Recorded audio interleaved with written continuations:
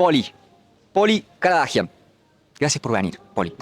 Te conozco de cuando tenía muy pocos años de haber ido al primario al Instituto General Manuel Belgrano, Colectividad Armenia de Córdoba. Sos armenia, sos locutora y esa es toda la información que tenía de vos hasta el día de hoy. Así que te invité a que nos sigamos conociendo y a que me cuentes sobre lo que haces y sobre también todo este bagaje cultural armenio.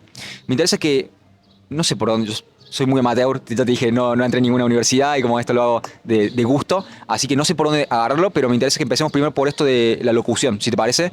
¿Qué hizo que quisieras ser locutora y cuándo fue que determinaste que este iba a ser tu camino de vida?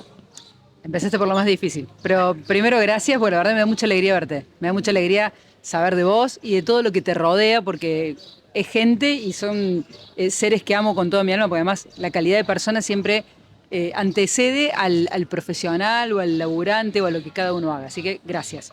Eso uno. Lo segundo, bueno, la locución yo creo que, no sé, la verdad me preguntás cómo sale, no sé, siempre dije que era porque escuchaba radio, porque tenía un medio de comunicación al frente de mi casa, porque veía pasar a los profesionales, pero creo que es algo con lo que nací y no me di cuenta que estaba ahí hasta que lo empecé a jugar con eso. Eh, Creo que muchas veces el otro se da cuenta antes que uno de lo que uno tiene y de lo que uno puede hacer. Y me parece que empezó por ahí. Creo que los otros se fueron dando cuenta que podía hacer eso. Te invitan, te proponen y te sentís muy cómodo, a gusto. Y en eso creo que he aprendido a disfrutarlo y he aprendido a jugar con eso y a llevarlo a cabo y a llevarlo adelante al punto que se convirtió en mi identidad, en mi profesión, en mi oficio primero y en mi profesión después.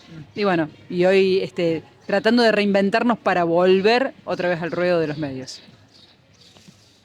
Ok, me dijiste, la gente lo vio antes que yo. Ahora, ¿qué pensás que hizo que te atraiga? Supongo que también la locución y la... No tengo una buena definición de locución, así que empecemos ahí, vamos dos pasos para atrás.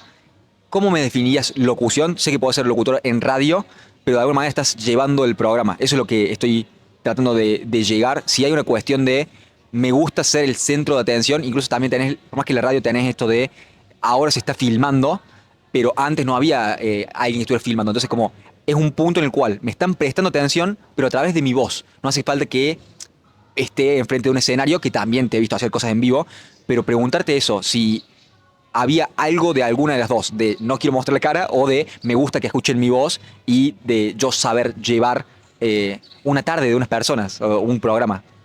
¿Hay algo de eso? Eh, la verdad es que en esto hay mucho de aprender. Hay algo del ego que yo no supe manejar tampoco, porque en realidad a mí siempre me dio pudor, por eso tal vez la radio me gustaba más que la pantalla, hasta que te das cuenta de que uno puede hacer todo. Después es la gente la que decide si lo toma o no. Pero si me preguntas con el tiempo, y hasta lo elaboré en terapia, porque digo, ¿qué es lo que me gusta de esto? Me gusta comunicar, me gusta charlar con la gente. Cuando estaba en los medios y hablaba, pensaba, qué lindo leer las noticias, y después dije, "Wow, para leer estas noticias, por Dios, ¿por qué a la gente hay que torturarla así?". Me gusta leer las noticias, me gusta contarle las cosas a la gente, me gusta compartir lo que pienso, pero saber lo que piensa el otro, ¿no? Yo creo que a la gente no le cambia la vida mucho si yo digo qué color me gusta, qué partido político voteo, que no le cambia la vida al otro. Porque ¿quién soy yo? Pero sí me interesa saber qué le pasa a la gente del otro lado que no tiene un micrófono y que necesita un canal de expresión, un canal de comunicación, un lugar a donde también ser. Hoy con toda esta nueva tecnología me empecé a migar, pero me empecé a migar cuando me di cuenta que también hacía escenario y me encanta el escenario porque en el escenario tenés interacción, porque vos decís A y la gente responde lo que corresponde a esa A, puede gustarte o no, que son dos historias distintas, pero comunicar, compartir. Y con el tiempo también empecé a pulir otras cosas. ¿Qué me gusta de ese comunicar? ¿Qué quiero comunicar? Me di cuenta que también me gusta esto de tratar de eh, acompañar a la gente, de que tengan un espacio de expresión, tratar de ser positivo, propositivo y propositivo, porque uno se siente y lo único que te dicen, te editorializan todos, todo el mundo te dice lo que tenés que hacer, todo el mundo te dice por dónde viene la cosa, por dónde se viene el caos.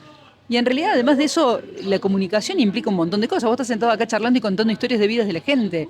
Cada uno de los personajes que viene charlando te deja algo. Y eso es fundamental. Y me parece que no estamos viendo en muchos lugares el potencial y el valor que eso tiene. El descubrir, el exprimir lo mejor de las personas. Hay gente que se siente y quiere ver solamente la sangre, quiere ver hasta dónde tu intimidad es importante. Y yo no sé si es importante tu intimidad. Yo creo que lo importante acá es que la gente pueda también tener un espacio de encuentro, identificarse con el que está hablando, entender que si a vos te duele algo, a ellos también le duelen, y si a ellos les duele, a vos te duele lo mismo que a ellos, porque que vos estés acá no quiere decir que seas ni millonario, ni un superhéroe, ni... Sos una persona común como todos y que le pasan cosas y que podés ser un canal para todas esas personas. Al menos así lo veo yo, ¿no? Creo que lo vemos muy parecido en algunas cosas. Está esto de hacerlo también por uno. Como están todos invitados a ver lo que yo quiero hacer. Como no te traje acá por la audiencia necesita tal cosa o quiere tal cosa, sino que también tiene, ese es el pro de mantenerte como un principiante. Porque cuando empezás es así. El problema es cuando empieza a haber plata de por medio y influencias de, bueno, hago lo que me conviene o hago lo que quiero hacer. Y de alguna manera creo que nunca le vas a errar si haces algo que realmente te interesa y lo mostrás. Y ahí el público que venga es el que te corresponde. Y va a ser esto de, ¿querés que te quieran por quién sos o querés que te quieran por vender algo que no sos? Quizás te quiera más gente de esa manera, pero no sos vos realmente. Entonces, creo que eso te deja vacío. Entonces, volviendo a esto. Sí, mostrás qué piensa la persona, pero creo que tenés un añadido de tener la voluntad de esa persona de tu lado si la invitas a hablar de algo que le gusta hablar. Esto no sé si te conté antes de empezar, de que empecé haciendo, en vez de esto que son conversaciones en formato largo, de que estaba haciendo preguntas sobre un tema que a mí me interesa con gente que pasaba. Entonces, por ejemplo, siempre traigo a colación lo del aborto para poner un ejemplo, pero a veces religión, a veces filosofía, a veces algo social, cambiando los temas. Pero si vos estás pasando y te pregunto el aborto, ¿me vas a poder dar tu opinión si querés darla o no? Mucha gente pasa y decía, che, no quiero hablar de esto, por lo cual ahí ya perdiste a alguien que quizás, che, quiero hablar, te veo acá todos los días, te quiero hablar, pero no quiero hablar de esto. Ahí ya tenés a alguien que se fue. Y la otra es que quizás vos me podés decir tu opinión sobre el aborto, pero no es lo más valioso que tenés para compartir. Quizás vos, que tenés este bagaje cultural de la comunidad armenia y tenés esta profesión de ser locutora, me puedes contar algo y ser mucho más valioso porque lo estás viviendo más que una opinión del aborto, que quizás tenga una opinión particular, pero es poco probable que al azar vengas a hablar de esto y que sea más relevante que lo que me puedes contar de tu experiencia a través de tu vida. Entonces, el hecho, incluso ni siquiera de tu experiencia, podés ser una aficionada o una coleccionista de relojes. Y yo eso no lo sé. Y eso es lo que tiene también el hecho de hacerlo en formato largo, de que puede emerger. Quizás me contás algo y, che, sos coleccionista de relojes y podemos meternos por ahí. Pero el hecho de tener la voluntad de que la otra persona te quiera contar sobre algo que le gusta, creo que es muy positivo para que esto sea fructífero. Yo tengo la curiosidad de saber quién sos y tratar de entender cómo vivís, cómo pensás y qué hace que seas quien sos, de alguna manera.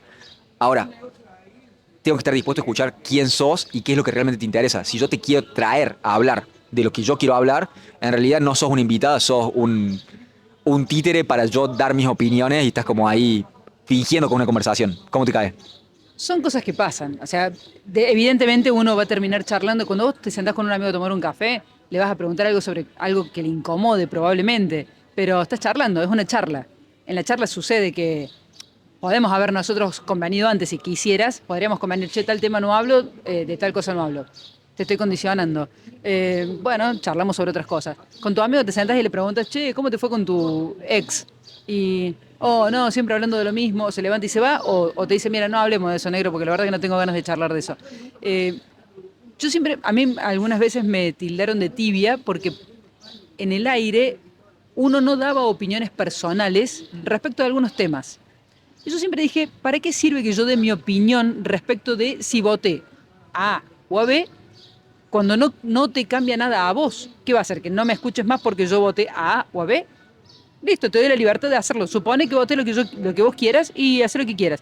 ¿Vos estás escuchando el programa por qué? ¿Porque yo estoy hablando de A o de B? ¿O estás escuchando el programa porque te gusta el contenido, la música, lo que compartimos, lo que decimos?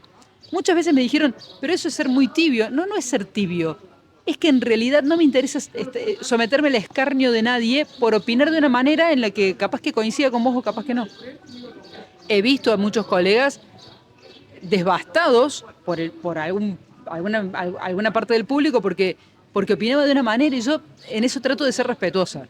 Trato de ser respetuosa porque vos podés opinar lo que quieras. Vos podés estar de acuerdo o no con el aborto y podés no tener una opinión formada final, una opinión final sobre el tema. ¿En qué te cambia? O sea, podemos debatirlo, podemos argumentar, pero el fundamentalismo nos está destruyendo como sociedad. O sea, ser fundamentalistas sobre si el aborto sí o el aborto no, hace que yo no pueda debatir con vos para que vos me convenzas o me argumentes o me des razones para que yo lo pueda pensar si estoy de acuerdo o no. Entonces, se termina la conversación y hoy todo se hatea. No, no, y te matan por redes. Y no es la idea, o por lo menos no es mi idea. Hay gente que dice, yo prefiero eso, me gusta exponerme y generar un escándalo. A mí no. Lo mío es más tratar de generar comunidad, de compartir algo que te levante, que te levante el día. Insisto, esto es cada uno hace y se mueve como puede. Y creo que eso también hay personas que, así como hay gente que busca y espera que se genere un debate, hay otros que esperan que uno vaya y les proponga algo diferente. Y me gusta ir por ahí. Me cuesta, es difícil, hay poco, no se puede tanto porque bueno, hay que saber por dónde llegar. Pero prefiero eso, prefiero ese pasito a pasito a generar una aparición y convertirte en trending topic por 10 minutos y que después termines desapareciendo de la pantalla. Tocaste un tema, pero hay como 3 o 4 adentro.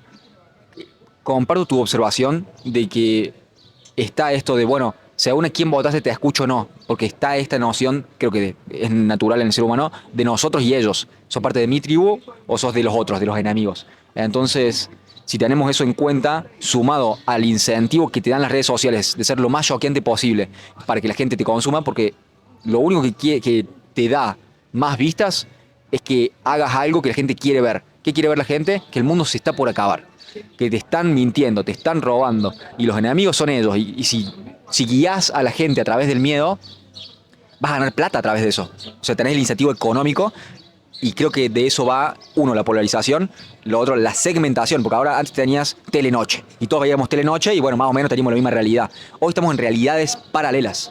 Entonces, ¿cómo no se dan cuenta que los del frente no se dan cuenta que están viviendo, de que son unos idiotas y los están llevando como ganado? Y ellos piensan lo mismo de vos, porque ven realidades completamente distintas. Creo que perdimos el norte moral también. Yo hago un paralelismo con la muerte de Dios, de alguna manera. Ya no hay nada que... Dios, déjame darte una definición práctica de cómo yo entiendo Dios. Dios es lo que sea que nos mantenga unidos como sociedad, en términos morales, qué está bien y qué está mal, cómo actuamos, cómo no actuamos. Entonces, si ya no tenemos esas convenciones y pensamos que es toda una búsqueda de poder y que los de derecha te mienten para dar poder y los de la izquierda te mienten para dar poder y suplantamos la religiosidad y la divinidad y el amor y el bien en sí mismo y la bondad por la lucha por poder, terminamos en esto. Y estamos teniendo unas tendencias fascistas en ese sentido, desde abajo para arriba. Creo que estamos corriendo peligro en caer en un fascismo de abajo para arriba porque la gente está viendo y está pidiendo esto, de que vos estás de mi lado y de que odies y repudies a los que están del otro lado.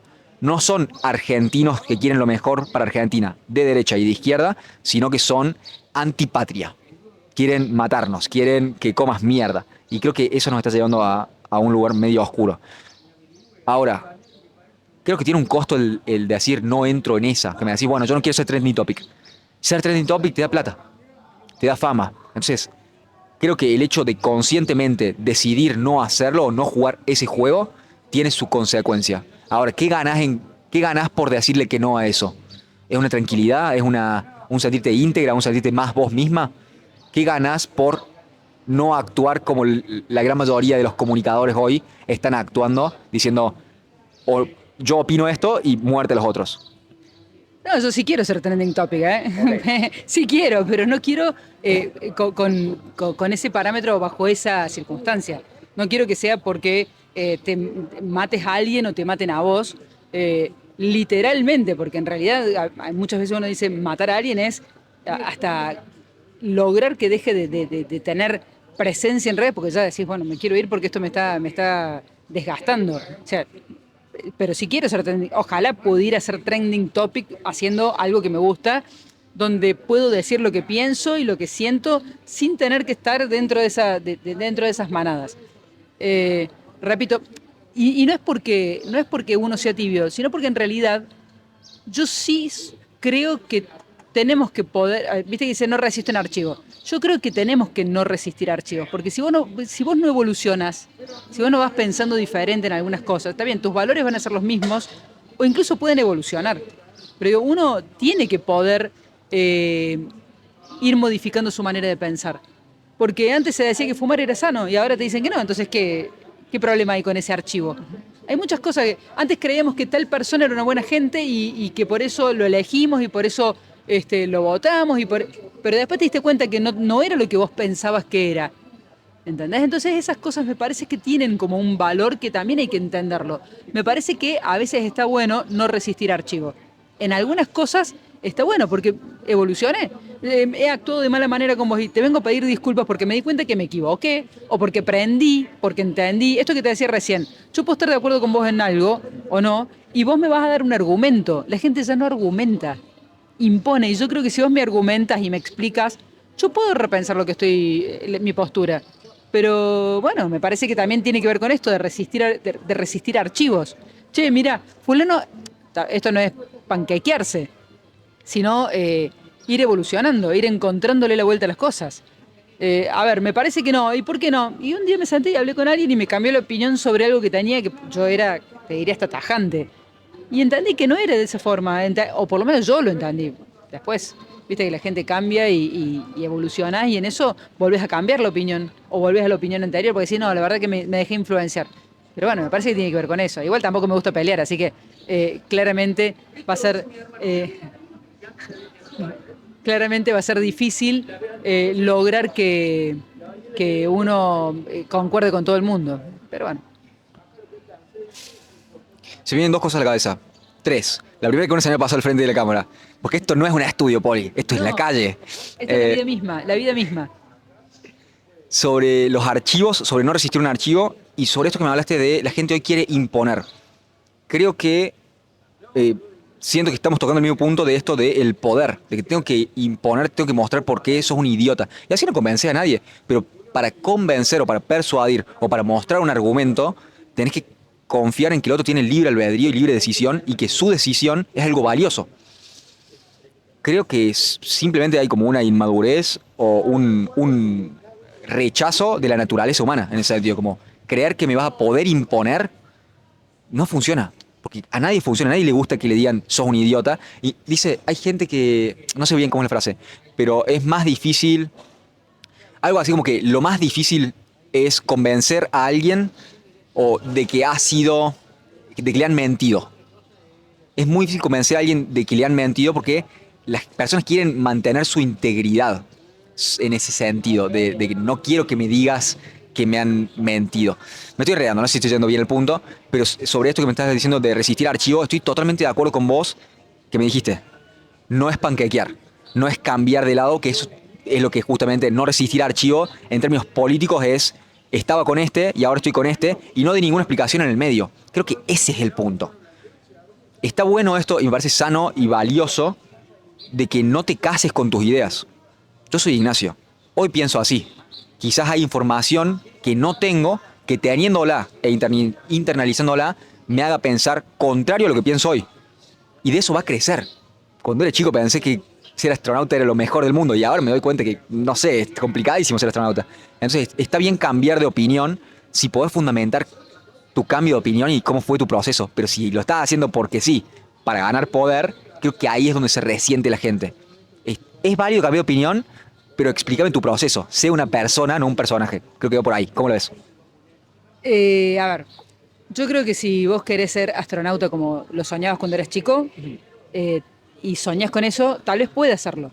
Hace unos días estaba viendo una peli, no me acuerdo ni cómo se llama, porque soy malísima para eso, no me sé los actores, de creo que era un mexicano que quería ser astronauta. Y el tipo hizo todo lo que tuvo a su alcance para llegar a ser astronauta. Le llevó muchos años, presentó un montón de solicitudes, lo rechazaron en un caso real, la peli es de un caso real, y el tipo terminó siendo astronauta. Entonces, Yo digo que si uno quiere algo, quiere hacer algo, yo admiro profundamente a la gente que quiere algo y lo alcanza. Vos me dijiste, yo quiero que esto se convierta en mi medio de vida. Y lo estás haciendo, vos estás haciendo todo para que eso suceda. O sea, lo difícil sería que quisieras que esto sea tu medio de vida y que no hagas nada. Claramente pasa por ahí. Eso con respecto a lo individual. Y después vos sabés que últimamente me pasa, ya hace un tiempo largo, trato de no pensar tanto las cosas. Porque, a ver, es difícil lo que voy a decir porque en realidad lo terminas pensando igual, pero estamos filosofando sobre muchas. Terminamos haciéndolo todo el tiempo adentro nuestro y en una charla con alguien que te lo permite, porque tampoco se permite mucho charlar. Hace algunos días también vino un amigo de casa, que también era profe del cole, y decíamos que era difícil poder conversar como conversábamos con él, mi marido y yo, porque él piensa totalmente distinto, está en las antípodas. Pero una charla donde podés debatir, donde te podés reír a carcajada, donde podés hacer un chiste y el otro no se ofende, donde podés contar cosas, me parece que debería ser lo natural. Así como la señora cruzó, y es natural que cruce, porque estamos en el centro, porque estamos en Córdoba, porque estamos en un día de verano, porque la gente está buscando la sombra. Del mismo modo tenemos que poder hablar. Entonces, esto de tener que darle tantas explicaciones a algo que tiene que salir naturalmente, ya me parece hasta innecesario. Es difícil, pero tampoco es imposible. Es una cuestión de ir. Yo creo que vos te sentás a charlar con gente que te permite a vos hacer tu juego, y el que no se sienta. Y listo, ya está, empezamos con esto empieza un filtrado. Viste que las redes ahora con el algoritmo, estamos los dos sentados en el mismo lugar, los dos buscamos la misma información y nos aparecen distintos links a dónde llegar, porque tu algoritmo y el mío son distintos. A vos no te va a mostrar lo mismo que me muestra a mí, no te va a llevar a los mismos lugares, a los mismos links o redes que me va a llevar a mí. Bueno, acá también pasa lo mismo, uno ya empieza a hacer su propio algoritmo cuando empezás a tratar a la gente de una manera, cuando empezás a buscar determinada información, cuando empezás a pensar de determinada manera, sucede eso, que empezamos a crear nuestros algoritmos humanos, reales, de contacto, donde me siento a charlar con vos porque me cae bien charlar con vos y no por una obligación. Entonces, y eso también va haciendo que tu entorno vaya siendo cada vez más amable, más amigable. Empezás a descartar la gente tóxica. Tóxica, ahora, viste, todos son tóxicos porque te dicen, no mires, no. O sea, la gente que quiere el conflicto, la gente que quiere el lío, la gente que te hace sentir mal innecesariamente, ya no hay necesidad de eso. Entonces, si podemos ir haciéndolo desde lo humano, estoy hablando del uno a uno, ¿no? No estoy hablando de la sociedad, ni estoy hablando de los medios de comunicación. Vos hablaste recién de los medios de comunicación, dijiste pongo un canal o pongo el otro y pones un canal y pones el otro y los dos están hablando de lo mismo. Parados también en las antípodas, hablan de lo mismo. Cada uno bardea de manera distinta, pero hablan de lo mismo, ni siquiera tienen temas distintos de conversación. Pones los 7, 8 canales de noticias de la Argentina, que no son de Córdoba, que son de Argentina, de Buenos Aires, y tienen una mirada única. Y vos decís, ¿y qué pasa con Córdoba? ¿Querés poner un canal de Córdoba y tenés solamente los horarios de noticias para saber qué pasa acá? Y ahí está la diversidad, ahí es donde empieza a aparecer este espacio, el que estás generando vos para contar, para charlar. Entonces es cuando empiezan a ganar, cada vez se quejan en los medios de comunicación de que no hay seguidores, que cada vez hay menos publicidad, que la torta sea chica, pero también tiene que ver con esto de ampliar el discurso. Dentro de tu línea de pensamiento, claramente, es lógico y es razonable porque es una empresa, pero amplía el discurso, amplía los temas de llegada, busca más gente. La gente está buscando eso que no tienen esos medios acá, en estos espacios, donde se habla de esto y de un millón de cosas más. La gente cree que el streaming es solamente malas palabras, pero hay streaming donde hay cuestiones más cercanas a determinado público, a tal otro público. Me parece que esto también esta diversidad también empieza a ser saludable. Y después, bueno, se va a autofiltrar todo y vamos a ir, así como en algún momento hubo 700 radios en el dial y empezaron a quedar solamente las que pudieron bancarse, las que tuvieron una editorial de una forma de trabajo, una idea de trabajo, un propósito. Bueno, también va a pasar con todo este gran volumen de medios de comunicación que nos están haciendo diferentes propuestas, algunas inconsistentes y otras con mucha fuerza, con mucha creatividad, con mucho ingenio, con mucha gente que tiene voluntad y vocación de hacer lo que hace. Poli, caos. Porque tengo como 4 ideas. Te las voy a tirar las 4 y vamos por donde vos quieras, ¿sí? Se me vino a la cabeza varias cosas. Me mencionaste esto de no se puede hablar, que es algo que me han dicho muchas personas, como que hoy no encuentro estas charlas en otro lado. Yo por eso disfruto del uno a uno y por ahora, al menos hasta hoy, me niego a que haya más de una persona. Porque bailar de a dos ya es difícil, ¿viste? Como, bueno, veamos cómo podemos bailar entre nosotros dos. Ya si tenés uno más, es más difícil. Y ya cuando empieza a ser una mesa y panelistas, y ya cada uno quiere meter su bocadito, lo detesto y empiezo a tener rechazo por la gente. Hay un comediante estadounidense que decía como, yo amo la humanidad. El problema es cuando se junta. El problema es en grupos. Así que en ese sentido creo que hay un punto a favor. También creo que lo que yo puedo aportar es el escucharte sin imponerte. Creo que eso es el principio de cualquier buena conversación es, te voy a escuchar, al menos. Luego te voy a decir, mira, yo pienso distinto por esto. ¿Vos por qué pensás así? Y así podemos hablar. Pero creo que el hecho de que, esto que te decía, de las tendencias fascistas, creo que estamos, a mi entender, tiene que ver y está relacionado, más allá de si seas religiosa o no, que eso lo puedes compartir o no, puede ser. Lo que digo es el hecho de dónde estamos poniendo el mal. Creo que va de la muerte de la religiosidad y del auge de la política para reemplazar ese vacío de sentido. Si pensamos que todo es por poder, vemos nuestro lado como virtuoso y el otro como demónico. O nosotros somos los que estamos del lado del bien, los argentinos de bien. Y del otro lado, los antipatria. Creo que estamos poniendo el mal afuera. Todos tenemos que tener de alguna u otra manera, más expreso, más implícito, una cosmovisión. Si tenemos una cosmovisión que implica que el mal está afuera, en ese grupo de personas, no fallamos en reconocer que el mal vive adentro nuestro y que nosotros tenemos esas tendencias iguales que las puede tener otra persona de hacer el mal. Entonces creo que en ese sentido estamos cayendo en algo peligroso ahí y eso es lo que se puede perpetuar. Como si estamos únicamente, me pareció fantástico, volviendo a esta idea que tiraste del algoritmo humano y social, de bueno, con vos no me puedo juntar porque no puedo hablar. Entonces vas filtrando personas y al mismo tiempo, eso en el mejor de los casos, estoy de acuerdo y creo que ese es el mejor de los casos, en el cual filtras personas con las cuales no podés hablar para traer más gente con la cual podés hablar y que sea algo virtuoso. Ahora, hay gente que se deja de juntar con vos por quién votaste y se junta únicamente con gente que le reafirma sus creencias, al igual que lo estamos haciendo con los algoritmos de redes sociales. Y es la primera vez que escucho ese pensamiento y me parece muy valioso considerar de que quizás, tanto como es en la virtualidad, es en la realidad de con quién nos cruzamos y con quién nos exponemos. Y el peligro que eso puede traer.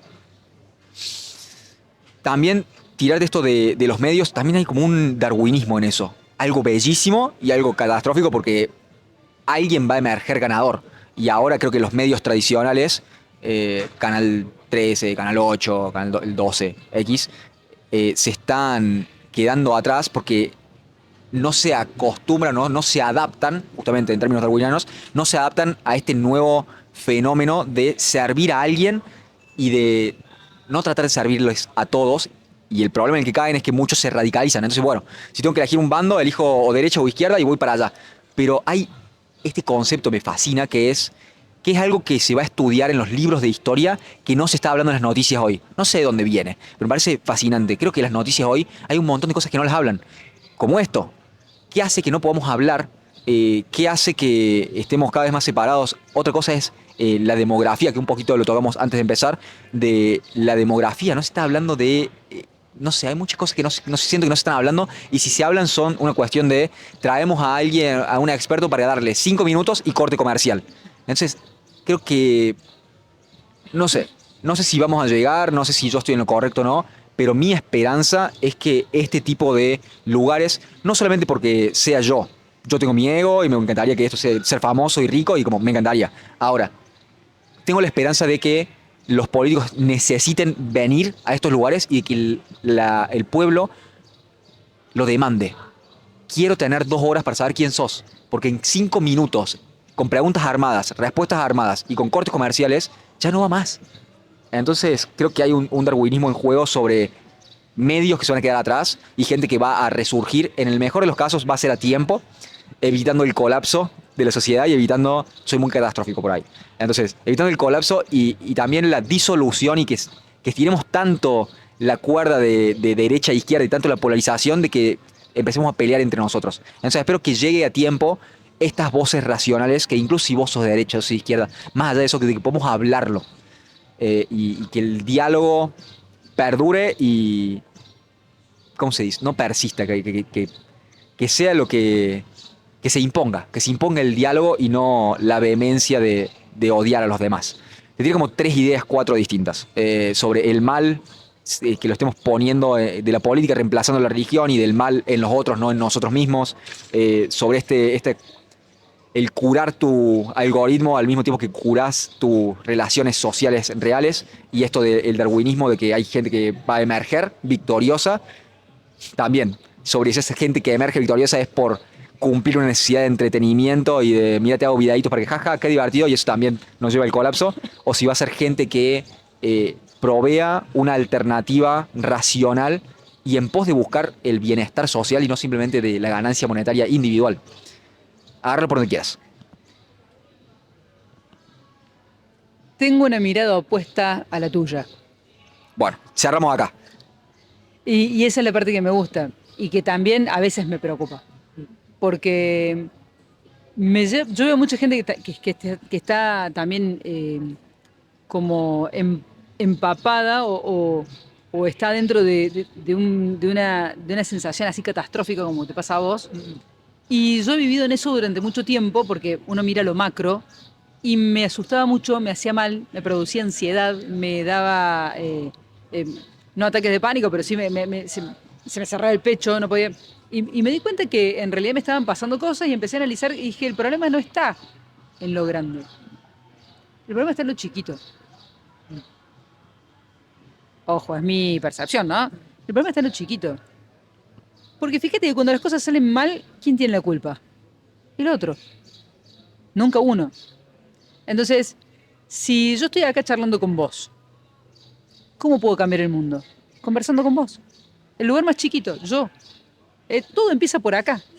Todo empieza conmigo. Si yo te trato mal a vos, vos te vas a incomodar, vos te vas a querer ir, me vas a tratar mal a mí o me vas a responder de una manera inadecuada, va a venir otro, va a un tercero y se va a armar un bolonqui terrible.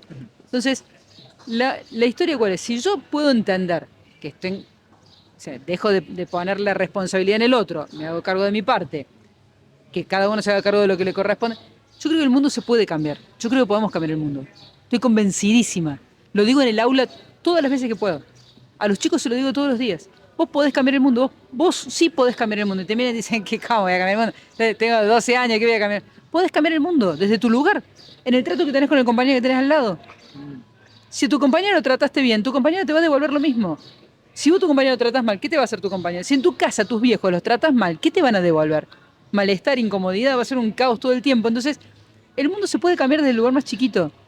Me saqué un 1 porque no traje la tarea. ¿Y de quién es la culpa? ¿Del profesor que te pone el 1 o vos que no te acordaste de hacer tu tarea? Cosas chiquitas, la cotidianeidad, ahí cambia todo. De hecho, en terapia lo primero que te dicen es, ¿querés achicar el caos? Empezá por una sola cosa. Abrir el primer cajón y acomodar ese primer cajón. Yo estoy en ese proceso, porque estoy en medio de mi propio caos. Cada uno está en su propio caos. Entonces empezá por una cosa chiquita, una sola cosa. Entonces, todo esto que me enseñó en charlas Mari o Vivi, que me enseñaron con su profesión, pero también con su amor, esto de bajar un cambio, sentarte, respirar, es de uno, es uno. ¿Qué voy a cambiar? ¿Yo qué voy a ir a buscar un político que le voy a agarrar del cogote y le voy a decir, loco, deja de robar, deja de mentir? No lo va a dejar de hacer. No pretendas que vengan y se sienten acá a hablar de algo que nunca hicieron ni nunca van a hacer, porque hay muchos de los que llegan para determinadas cosas. Entonces, yo tengo que promover que alguien que puede hacer las cosas bien, incentivarlo, motivarlo, que eso que está haciendo bien está bárbaro, felicitarlo, aplaudirlo y ayudarlo a que llegue lo más lejos posible para que pueda ayudar a más personas. Ese es un poco el juego en el que yo me involucré. Porque, te repito, el caos no va a dejar de existir nunca. El primer lugar donde yo habito es este donde estoy sentada acá. Y acá es donde empieza todo mi mundo. Puede estar cayendo una bomba a 3 metros mío, pero mi mundo está acá. Si yo no corro para esquivar la bomba, me va a caer encima. Entonces, empieza por acá, por uno. Te cuidas vos, estás bien vos, y a partir de ahí tiene que estar bien el que está al lado tuyo. Tu pareja, tu hijo, tu padre, tu amigo, tu socio. Y a partir de ahí, ese tiene que hacer lo mismo con el que está al lado. Y se va armando una red. Porque es lo único que te contiene, la red. Cuando vos sacás pescados, tirás el medio mundo es una red. Cuando vos tenés una acróbata haciendo cosas locas arriba y disfrutándolo, si se cae, lo único que lo rescata es la red. La red. Y esa red es donde nosotros nos debemos de contener. Porque claramente no nos van a venir a salvar. Nadie te va a salvar. pero sí te puedes salvar vos con la red que tenés. Pero es una red chiquita, es una red resistente y que a medida que esa red vaya entendiendo el concepto se va a ampliar. Yo soy una persona sumamente agradecida porque siento que cada vez que necesité me han venido a rescatar más veces de las que yo he podido, aunque sea estirar la mano, ¿eh? Digo que a mí me han dado 100 y yo he dado uno. De esa manera he vivido. Soy sumamente agradecida. Familia, amigos, gente cercana, gente que a lo mejor ni conoces. La verdad es que hay cosas que a mí me conmueven, me sorprenden, y yo siento que no estoy ni siquiera a la altura de eso todavía. Pero es lo que promuevo. Los chicos en el aula. Chicos, ¿cómo se llama el compañero que tiene al lado? Primer año, no se conocen. ¿Qué hace tu papá y tu mamá todos los días? ¿Qué te lleva la comida a la mesa? ¿Sabes? ¿Y ayudaste a tus viejos? ¿Podés ayudar? ¿Qué podés pensar de la gente que tenés cerca? Empecemos a mirarnos porque si ahora pasa algo en la esquina, nos damos vuelta los dos y miramos, ahora si le pasa a alguien algo, a alguien que nosotros conocemos, corremos a asistirlo. Entonces, esa red, ese lugar chiquito, es el lugar donde uno tiene que empezar a moverse. Conocer. Vos vivís en un edificio, ¿cuánta gente conoces de ese edificio? ¿A cuántos vecinos conoces? Salís a la calle. Hola, don Rogelio, ¿cómo le va? ¿Qué tal? Hola, Clarita, qué linda la nena, ¿cómo ha crecido? No conocemos, no sabemos quiénes son. Entonces, ¿qué mundo queremos salvar? ¿Qué me importa el político que tiene 60 años y que durante 60 años se dedicó a hacer lo mismo? Y que no le importa a la gente, le importa el mismo. ¿Cuántos, de 100 políticos, cuántos hay que estén pensando en la gente? 20. Bueno, alimentemos a esas personas. Dejemos de alimentarle, dejemos de ponerle el micrófono a los que sabemos que no hacen las cosas bien. Me parece que esa es una forma también de... Pero bueno, creo que también nos pasa que tenemos miedo de que nos quiten el auspicio, tenemos miedo a que si me hace falta algo no tenga a quién pedirle. Nos pasa eso. Pero bueno, creo que cuando uno arma red, eso se empieza a consolidar y a tener más fuerza que cualquier otra potencia que quiera imponernos un mensaje, una forma. A mí pensar en los grandes grupos de movilización me da miedo. Me da miedo porque no sé qué piensan. Porque se mueven todos en masa, en manada, arrastrado. Y vos decís, ¿cuántos de los que están acá saben a qué vienen? ¿Cuántos de los que están acá vinieron por la coca y el chori? ¿Cuántos vinieron con la certeza de saber que estaban acompañando una buena idea? Algunos ni siquiera saben que es una buena idea. Y algunos saben que lo que están haciendo es mala idea. O sea, ni para bien ni para mal. Porque van arrastrados. Porque necesitan, claramente que no van ahí porque son malas personas. Van porque a lo mejor le prometen unos pesos que le hace falta en su casa y lo necesitan. Y eso no es ilegítimo. Lo que es que no sirve. En mi manera de pensar, y estoy pensando como poli, y no estoy pensando ni como profesional, ni como nada. Estoy pensándolo desde sentarme a charlar con vos, como pienso en mi casa cuando estoy sola, y después viene mi marido y charlamos un rato, que un tipo que tiene una cabeza totalmente distinta, y por ahí discutimos y debatimos. Y a mí me encanta porque me habilita otra manera de entender las cosas. Y eso me da mucho placer. Poder hablar con alguien que tiene otra manera de pensar y que no te mata por eso. Que no te excluye, no te cancela, no te bloquea, no te elimina. Y que, bueno, me parece que es un poco lo que nos tenemos que animar a hacer. Charlar y compartir. Celebro que creo que estamos de acuerdo en más de una cosa. Creo que estamos más o menos de acuerdo en términos de... tengo, no sé si miedo es la palabra, puede ser una palabra miedo, otra puede ser rechazo por las grandes acumulaciones de gente. Y también he visto muchos videos en los cuales se les pregunta, che, ¿a qué viniste? ¿Por qué viniste acá? Y no te pueden hilar dos palabras sobre por qué vinieron acá y les cuentan un poco de, che, mirá, está pasando esto, y como, ¿cómo la ves? No, ni idea. Yo vine porque mi amigo vino. Entonces, como, eso también me da miedo que creo que realmente hay un factor de nos manejan como ganado en ese sentido. Ahora, sí. Me permití. Yo no sé si nos manejan como ganado. ¿Nos dejamos manejar? No, yo creo que uno va donde le queda más cómodo. Y estamos en un momento en el que todo es más fácil, todo es más cómodo, todo es más rápido, todo es más expeditivo, todo es más consumible. Fíjate que hay cosas que se hacen... La Argentina siempre tuvo una virtud, que es todo lo atamos con alambre. Con esto que tengo acá puedo hacer una soga y atarme los cordones porque se me salió el de la zapatilla. Y últimamente, como todo es consumible y todo se compra y se puede conseguir más barato, bueno, traes... compremos. Entonces ya perdés el ingenio, perdés la capacidad de resolver, perdés la capacidad de asombro. Cuando ya no te sorprende, amo la magia, me encanta la magia, porque te sorprende todo el tiempo. Puedo decir, ¿cómo hizo? ¿En qué segundo? ¿Por qué tan rápido? ¿Qué capacidad, qué habilidad?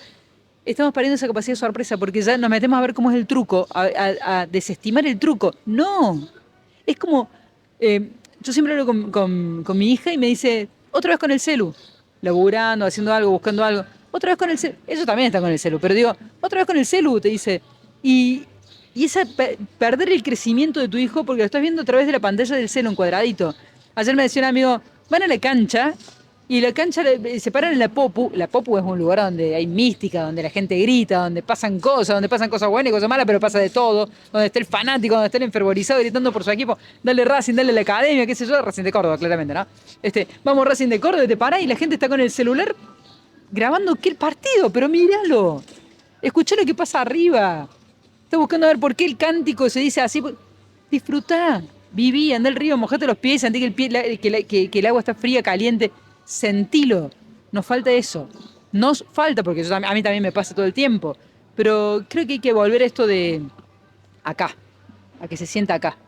Que lo puedas. Cuando lo sientas, ya después de ahí, una vez que vos ya entres en toda esa plenitud, que es difícil, que es un trabajo, que es un laburo, que algunos le dicen vida holística, vida sana, hoy le dicen todos nueva conciencia, hoy todos le ponen nombres raros a las cosas para que parezca más sofisticado, para que sea más marketinero, que en realidad hablaste de Dios, otros hablan de energía, otros hablan de universo, y otros hablan de nada, de la nada misma, pero o sea, esto no crece solo porque sí, crece porque hay agua, hay sol, hay aire y oxígeno, entonces todo eso que le sirve a la planta también te sirve a vos y tenemos que empezar a interpretarnos a nosotros mismos y dejar irnos a lo macro porque nos vamos a volver locos y no deja de... Es más, recién me decías vos, sos armenia, y yo en un momento pensaba en esto de lo macro, de la manada, lo que pasa en el contexto internacional. Yo a veces veo lo que pasa en los diferentes países, el caos, cómo se meten, cómo invaden, cómo roban, cómo sacan, cómo ponen, cómo imponen. Y en un momento me pasó que cuando estaba toda esta situación en Armenia, por Artsaj, que es el enclave armenio que así como se lo robó originalmente Stalin y se lo dio a Azerbaiyán en el 23, los armenios lo recuperan mediante guerra, porque los azeríes empezaron a atacar, entonces ganan la guerra, recuperan el territorio. Después vienen las grandes potencias y terminan celebrando un convenio donde en el acuerdo le ceden otra vez el territorio. Yo, pobre gente, pobre el tipo que vive ahí. ¿Vos qué le tengo que decir? ¿A quién le voy a hablar? ¿A quién le voy a hablar? ¿A la comunidad internacional? ¿Quién es la comunidad internacional? ¿Quién va a poder ayudarme a mí a permitir que se recupere eso? ¿Quién nos está ayudando a recuperar las Malvinas? Sí, son conversaciones que van más allá de nosotros, a la que hay gente muy preparada que hay que apoyar para que pueda llegar y se siente en la mesa donde se puede negociar eso.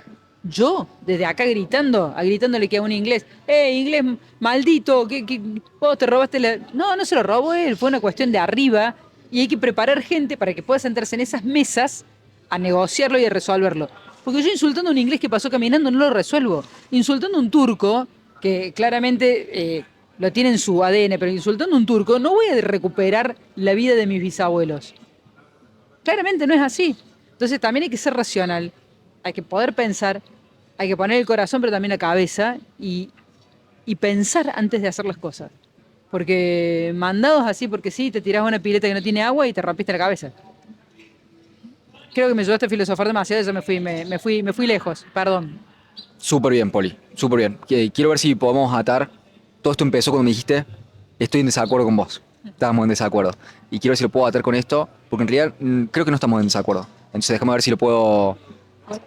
Fue una broma, como para jugar esto de que vos pensás en lo grande, estás viendo todo lo que pasa en este caos, y yo lo pensé desde el lugar chiquito, de uno mismo. Estamos pensando en lo mismo. Nada más que yo siento que es mucho más difícil resolver el caos grande que resolver el caos chiquito. Y si yo resuelvo mi caos y vos resolves el tuyo, es más fácil resolver el caos grande, no es que son puntos de vista. Decime cómo suena. Tengo esta tendencia, y lo supiste apuntar bien, de que tengo una inclinación a variables macro. Me interesa mucho saber cómo a dónde va el mundo y qué hace que el mundo se mueva así. Entonces, hay bombas nucleares. La inteligencia artificial está creciendo a ritmos exponenciales, cada día más rápido, lo cual nos cuesta entender y muy probablemente mucha gente se queda atrás porque no le está prestando atención y siempre nos hemos, mi madre me dice esto todo el tiempo, me dice como, los seres humanos siempre nos adaptamos, sí, pero cuando no te das cuenta de que está yendo más rápido, como sí, nos adaptamos a los celulares, pero nos tomamos 15, 20 años a la media, al promedio de la humanidad. Ahora, esto es un cambio radical muy rápido, entonces si no lo viste venir, te quedas sin trabajo de un día para el otro. Eh, tenemos todos los gobiernos nacionales están endeudados a más del 100% del PBI. La deuda es impagable. La demografía está creciendo y no tenemos cómo subir la productividad en pos de pagar la deuda. Los intereses de la deuda son más grandes que la suba de productividad, la suba del PBI. Entonces la deuda es impagable. El sistema financiero completo pende de un hilo y si colapsa es la Gran Depresión todo de vuelta. Es 1929. Partirá de algunas cosas. La demografía está creciendo, nos estamos quedando sin gente joven, sin niños. Eso es un problema demográfico para muchos pueblos, van a desaparecer. Surcorea dice que va a tener, por cada 100 surcoreanos hoy, va a existir 4 nietos, creo, una cosa así. Una locura. Entonces, hay muchas variables macro que están. Me parecen interesantes, a mí me gusta jugar con eso. Ahora, sobre todo lo que te mencioné, no puedo hacer nada sobre las bombas nucleares, nada sobre la inteligencia artificial. Lo único que yo puedo hacer es cambiar mi percepción y mi experiencia del mundo. El hecho de que existan, existen. Ahora, ¿qué variable o cuánto puedo cambiar el péndulo yo sobre esas variables macro? Nada, en absoluto. O extremadamente poco. Pero al menos puedo cambiar mi vida y eso. Como al menos puedo tratar bien a alguien que tengo al lado. Y eso va a arreglar mi vida. Hay una frase, lo voy a poner en términos religiosos, pero lo podemos pasar a términos laicos, que es el ser humano, creo que es de Carl Jung, que el hombre no encuentra a Dios porque no busca lo suficientemente bajo. Lo pongamos en términos laicos. No mejoras tu vida porque no buscas lo suficientemente bajo. Y creo que es lo que apuntaste vos. ¿Qué tan ordenado está tu cajón de las medias? ¿Entendés? Como podés esperar 10 segundos a que termine de hablar tu mamá antes de responder para tener una mejor conversación y quizás sanar ese vínculo. ¿Y qué tanto mejor podría ser tu vínculo, tu vida, si sanás ese vínculo? Entonces creo que estoy de acuerdo con vos en ambas cosas. Creo que el macro existe y nos afecta. Y creo que lo podemos afectar como el efecto mariposa, quizás como esta conversación haga que de acá a 30 años el mundo no colapse. No tengo idea, no vamos a poder comprobarlo. Quizás tenga un efecto positivo en el tiempo, pero ciertamente tiene un efecto positivo en nosotros. Y cosmológicamente, si pensás bomba nuclear que está diciendo como, esto es una variable super macro, somos una canica en el universo. O sea, como pasamos por un cordón de asteroides, un cinturón de asteroides, chau, a la bosta, como de vuelta a la edad de piedra o chau humanidad. Entonces como muy importante y nada importante. Pero ¿qué puedes hablar de tu vida? Creo que va por ahí. Entonces en ese sentido creo que hay variables macro y hay variables súper específicas y apuntando a lo que vos apuntaste creo que estamos de acuerdo en eso, en que si te preocupas en cambiar tu vida es la forma de cambiar el mundo. Es la única y la más efectiva. ¿Cómo te cae? Mira, me preguntas qué va a pasar, no sé, no sé. Seguramente en algún momento algo va a colapsar, porque bueno, es una lógica. Sí sé que a medida que fuimos avanzando en las distintas revoluciones industriales y las tecnológicas y todas estas olas que hemos tenido, cada vez todo es más rápido. Eh, sí creo que es cierto lo que te dice Sandra. Los seres humanos nos adaptamos, vamos cambiando. Es cierto que más gente va a tener que ver cómo se adapta porque su plasticidad es cada vez menor.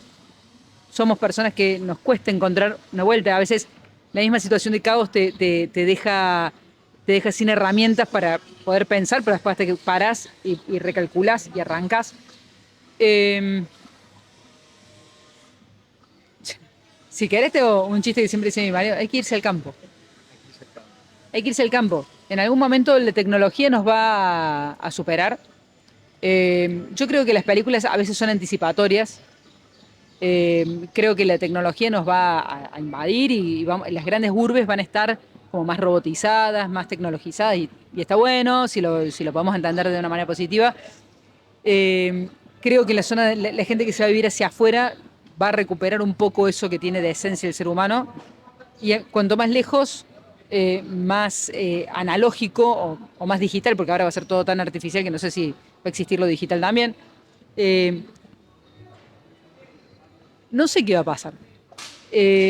antes tenía la tendencia a entrar en colapso panicoso por estas cosas, pero decidí también empezar a pensar que nada es tan fácil, ni es tan rápido, ni es tan imposible.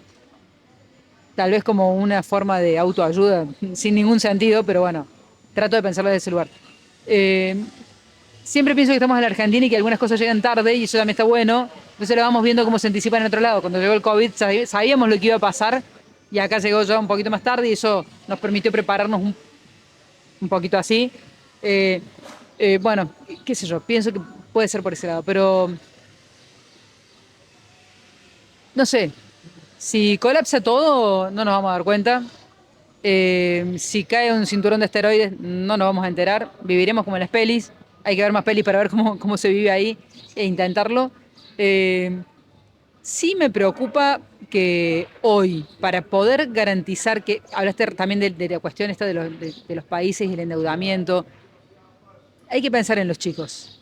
Y hay que pensar en que la educación es obligarlos a que empiecen a leer, darles herramientas, enseñarles a aprovechar la tecnología, pero también sostenerles esto de la formación, la curiosidad, despertarles todas esas herramientas para que ellos puedan ser mejores. Porque hoy todo el mundo quiere un resumen del resumen del resumen. Y está bien, yo te doy un resumen del resumen del resumen, pero decime que entendiste lo otro. Entonces, el repaso es sobre el resumen del resumen del resumen. Y los padres estamos tendiendo a ser cada vez más estúpidos. Porque el problema no son los chicos, el problema somos los padres. Estamos siendo cada vez más estúpidos. Les estamos facilitando tanto las cosas que no les enseñamos a pensar, no los ayudamos a razonar, no les ayudamos a argumentar, no les ayudamos a generar que la frustración los fortalezca. Yo a veces le digo un chiste cuando no le gusta algo y le digo que no, me dice, no, no quiero, bueno, hacete fuerte. Me dura poco, porque después uno va y cómo lo vas a... Pero, por eso digo, los adultos somos bastante estúpidos, recibimos un mundo bastante en caos, no lo podemos resolver y estamos dejando una generación más pava porque no podemos enseñarles tampoco a ser fuertes a ellos, educarlos, instruirlos, fortalecerlos, hacer una comunidad de niños resilientes, capaces de poder superar todo esto para que cuando les toque llegar puedan salvar lo poquito que quede. Claramente, yo creo que es posible. Todo depende también de qué podemos hacer con esta generación, que la tuya, que es mucho más chica que la mía, y de ahí para abajo, porque es una nueva generación de padres que no entiende, no sabe lo que es la frustración. Esa generación, imagínate, menos va a saber cómo enseñarle a vivir en esa frustración a los chicos. Me parece que es un poco por ahí. Dios te oiga, Poil. Ojalá que sí empecemos a prestarle atención a los chicos. Se me vino a la cabeza esto de... eh, la frase es con hombres, pero bancame como si fuera humanidad, ¿sí? Pero hombres fuertes crean tiempos buenos crean hombres débiles crean tiempos difíciles. Yo, Creo... yo lo sabía al revés. ¿Cómo al revés? Ah, al revés, o sea que, hombre, bueno, lo que dijiste vos, pero a la inversa, como tratando de mostrar cómo puedes hacer a alguien fuerte. Ah, acá es como cómo se debilitó la sociedad, entonces el mensaje que como yo lo conocí era al revés. Tenemos esta sociedad, ¿por qué no hacemos algo para que el hombre se convierta en un ser fuerte? Y no tengo ningún problema con respecto a esto de hombre, mujer, esta cuestión de género. Respeto todas las posturas y para mí está todo bien si me respetan a mí en mi postura. Ojalá todas las personas, todos los seres humanos podamos vivir, seres humanos, los seres vivientes, porque también los animales son parte de este mundo y los insectos, todos. Ojalá pudiéramos respetar. Yo creo que el concepto acá es el respeto. El respeto genera el espacio para el otro. Si yo, a ver, vos te sentís feliz como sos, como vivís, como pensás, con quién te relacionás, con quién te vinculás, con qué identidad tenés, está bien. Porque eso va a implicar que vos, mientras no jodas a nadie, está todo bien. Mientras no perjudiques a nadie, mientras no invadas, no destroces al otro, está todo bien. Está todo bien. Está bien para mí, perdón, no está todo bien. Está bien para mí. Hay gente a la que todavía le molesta eso, pero vos podés hacer lo que vos quieras, siempre y cuando eso implique respeto por el otro. Y el respeto por el otro implica también el respeto hacia vos. Listo, nada más. Lo demás es toda una cuestión de discusión, de debate y de generar una razón más para el conflicto y volver a esto donde yo no quiero entrar, que es que me discutan porque me gusta la leche chocolatada o la leche con, qué sé yo, con un licuado. Que me discutan porque en vez de votar a A, voté a B. No, El respeto por sobre todas las cosas. Poli, nos tiremos a esa pileta roja, naranja y azul, ¿sí? Fui al colegio armenio, empezamos por ahí. Me dijiste, no me dijiste, se me vino a la cabeza esto de lo que la gente conoce de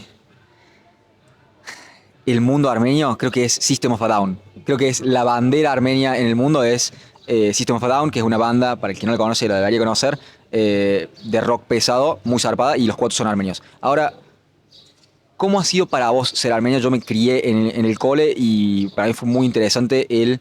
Yo lo hice muy propio, porque aparte en la edad de 6 a 11, que fue mi tránsito por el primario, y es más, desde los 4 años que era chico, en jardín, escuché toda esta historia de el genocidio armenio, como ese es el gran hito que marcó la psiquis, muchas gracias, de los chicos que fuimos creciendo en esa comunidad, donde había muchos segunda, tercera generación argentinos, hijos o nietos de armenios originalmente.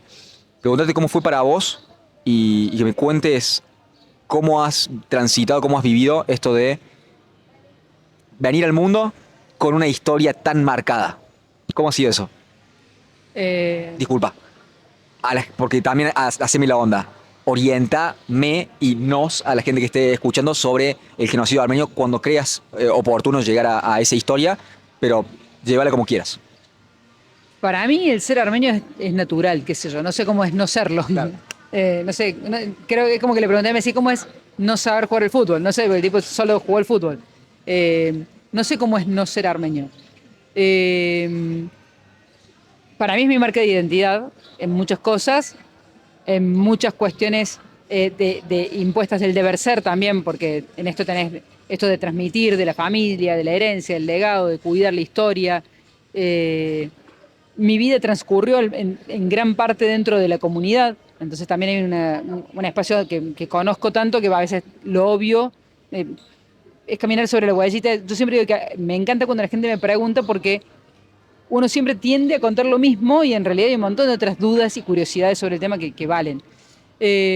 Así que por ese lado el ser armenio tiene que ver con eso. Mis cuatro abuelos armenios y ahora enseñarle a mi hija en esta fusión también con lo italiano, porque su familia viene de los italianos y los armenios y los italianos que también pertenecen a una comunidad que ha sido muy conservadora de tradiciones, cultura y un montón de cosas. Entonces ha sido también nutritivo aprender y ver qué es lo que los otros veían en mi comunidad, que yo después terminé viendo en la comunidad de mi marido. Entonces todas esas cosas van siendo parte del juego.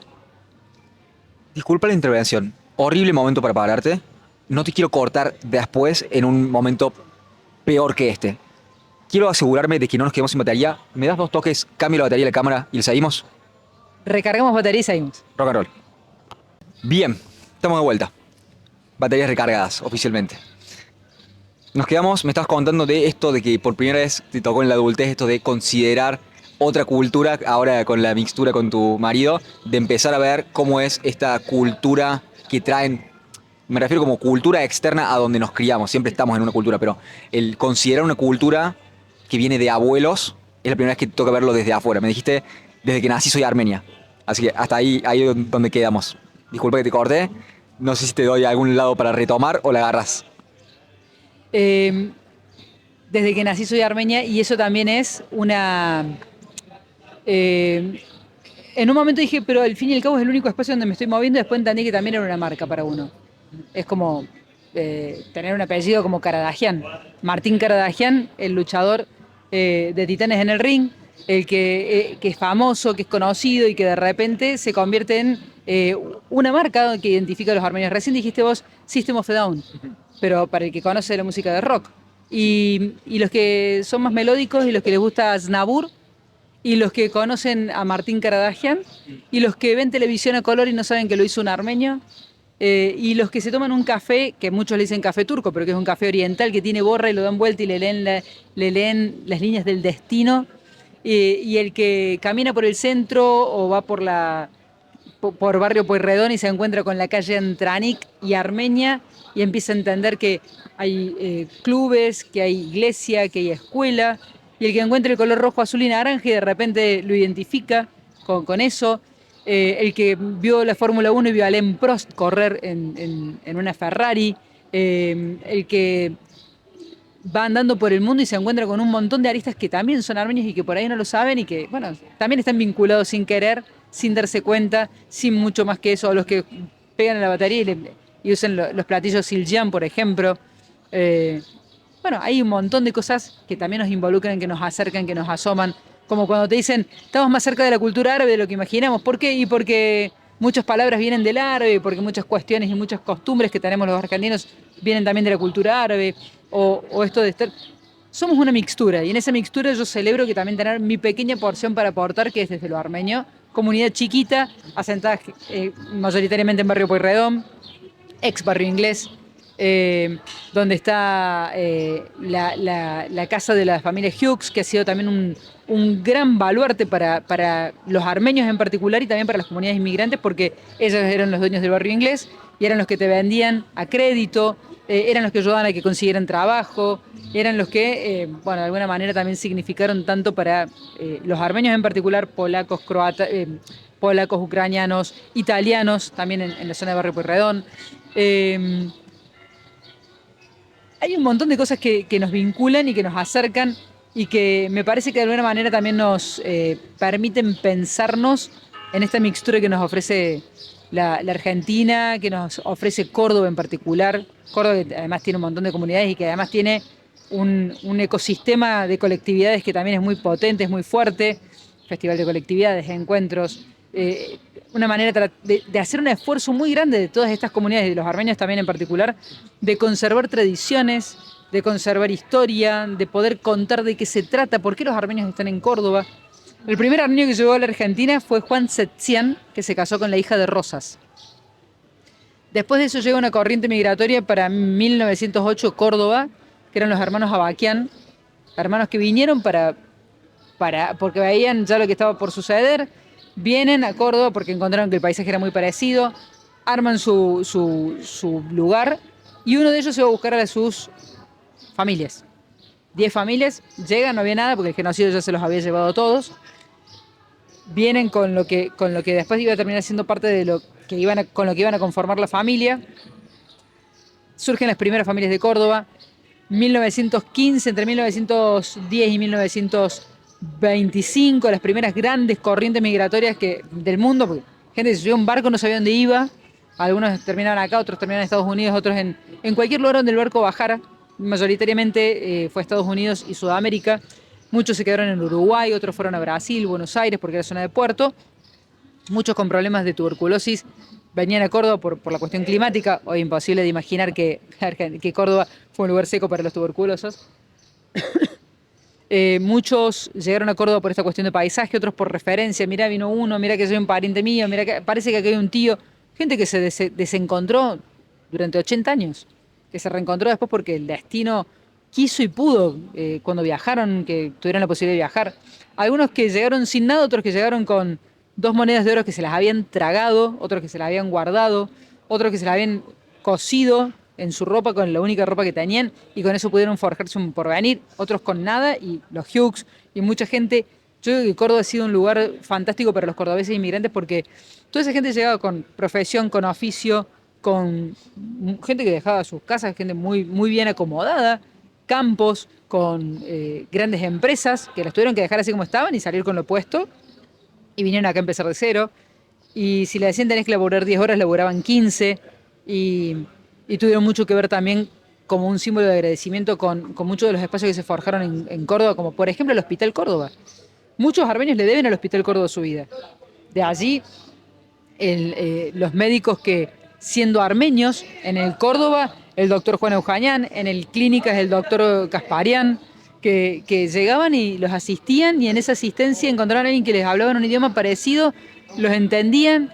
Che, me duele acá y era me duele acá y no era tratar de hacerle entender qué les dolía. Y eso en devolución muchos terminaban donando sábanas, cortinas, colaborando, asistiendo a estos lugares porque era una manera de agradecer. Y creo que también eso muchos lo entendieron cuando les daban trabajo.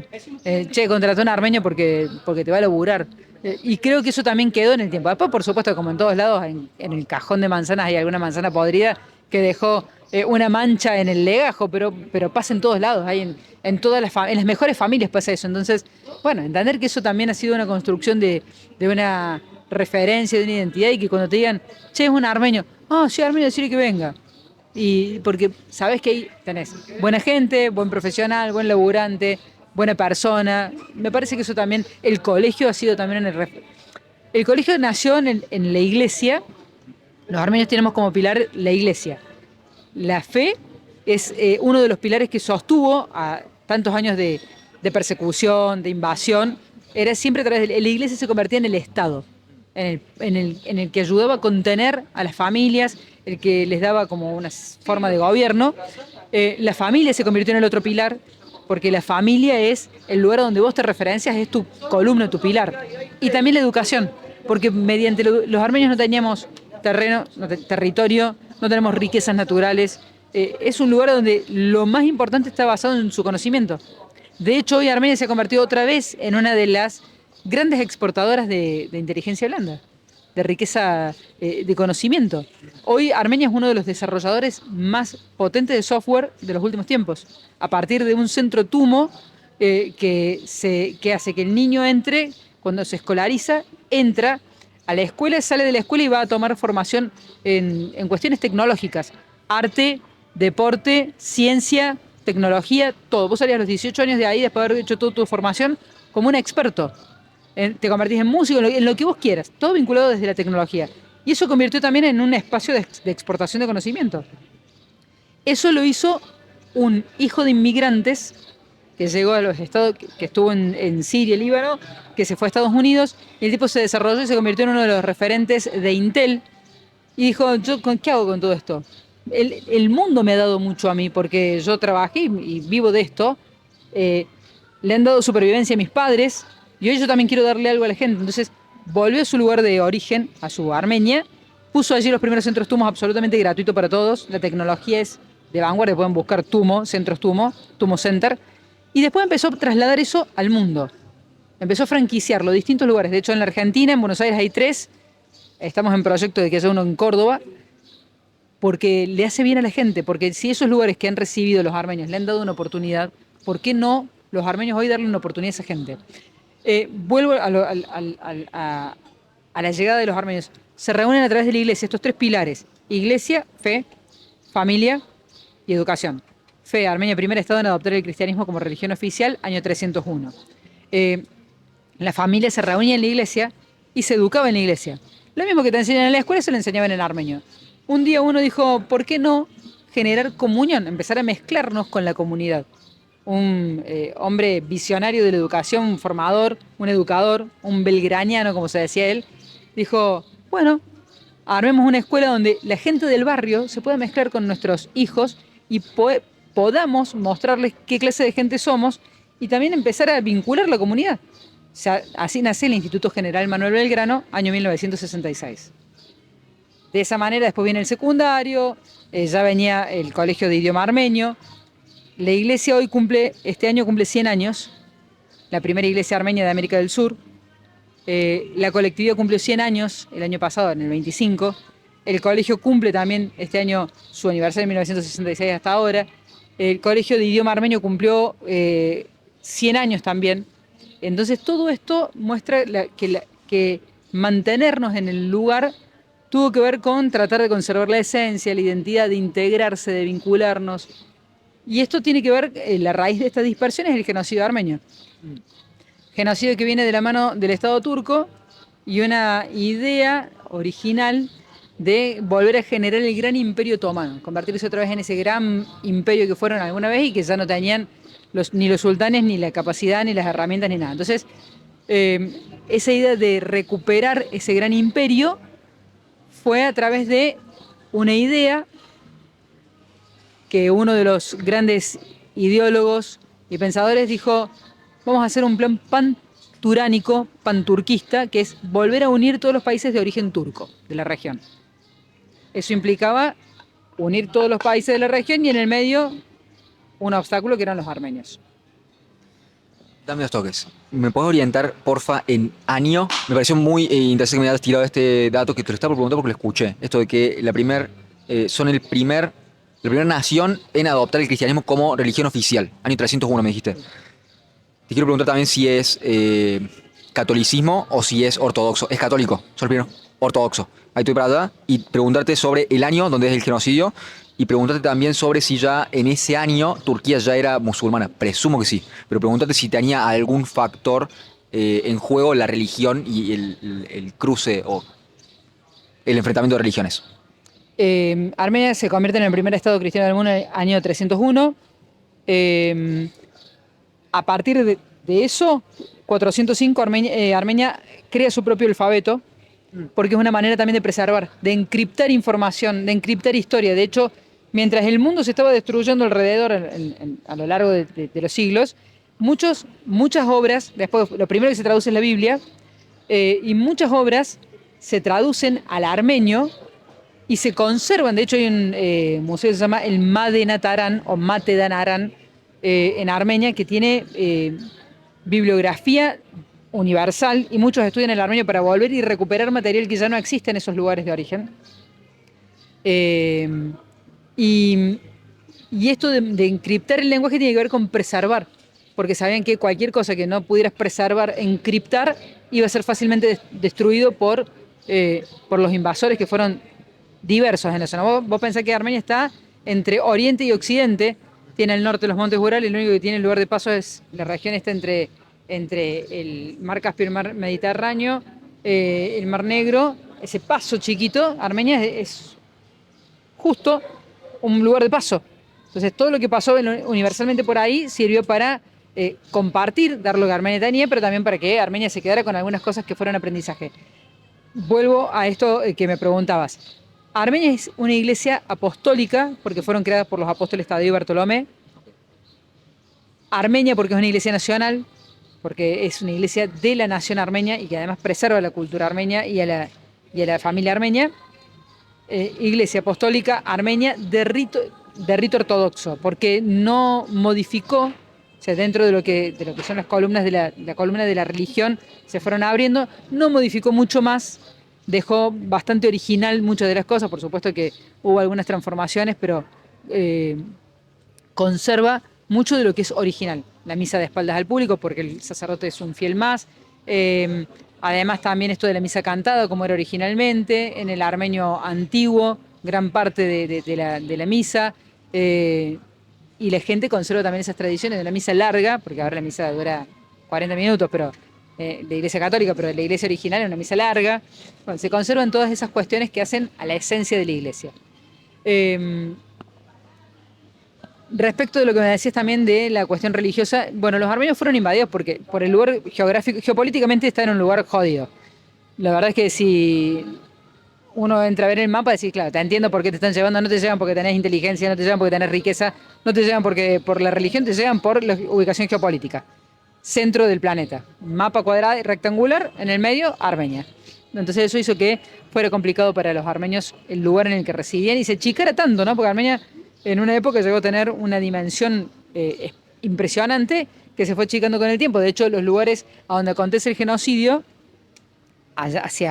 desde 1890 hasta 1930, algunos le ponen 23, pero incluso hoy en día, todo ese territorio donde acontece el genocidio es la ex Armenia, que está ya tomada o sometida por Turquía. De hecho, ahí está el monte Ararat, el monte donde se dice que Noé encalló con el arca después que bajó el agua, y dicen que el arca estaría ahí, en el monte Ararat, que hoy está en territorio turco. De hecho, si uno lee la Biblia, en el Génesis dice, en Armenia, donde está el Génesis, muestra dónde está el arca de Noé. Eso pone en evidencia la ocupación territorial de Turquía. Listo, solucionado el tema, sacamos el tema de ocupación territorial. Allí aconteció el genocidio, se lo llevan. Los territorios donde está ubicada Armenia es el lugar donde hay una gran cantidad de bases militares estadounidenses hoy. Es el lugar que se preserva, se mantiene tal cual como estaba porque no lo habitan. Está habitado por kurdos, ahí terminaron habitándolo los mercenarios que terminaron matando a los armenios. Y en muchos lugares, si vos hoy vas, encontrás el lugar tal cual como te lo describe tu bisabuelo o tatarabuelo. había un árbol con una tirita verde y una lata que estaba colgada en la puerta que tenía una inscripción que decía hola, y vos pasás por ahí y está exactamente igual. De hecho, en muchos casos algunos han llegado, han podido llegar, es muy difícil hacerlo, pero podés llegar. Han ido, han tocado la puerta. ¿Y usted quién es? No, yo soy armenio, yo acá vivía, yo soy Jan y acá vivía mi bisabuelo. Váyase, le decían en turco. Dice, pero yo soy, no vengo a buscar nada, no quiero llevarme nada.